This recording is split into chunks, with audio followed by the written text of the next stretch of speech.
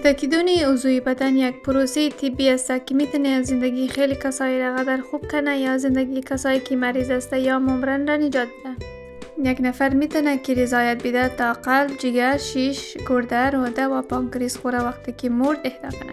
یک اهدا کننده عضوی بدن میتونه که زندگی تا 7 نفر از طریق اهدا کردن بافت و چیم نجات بده.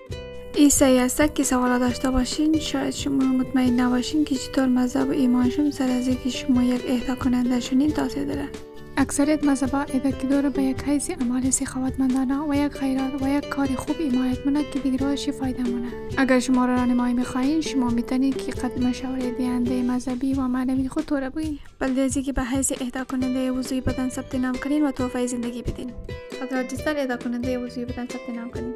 وقت فهمین خود باری فیصله خود را بگین که اونا مفهمن وقت چی که اما چیز کار کنین. بلکه از اینکه به حیث اهدا کننده عضوی و بافت بدن رجیستر کنین و بلکه معلومات زیادتر در www.joinitlife.gov.au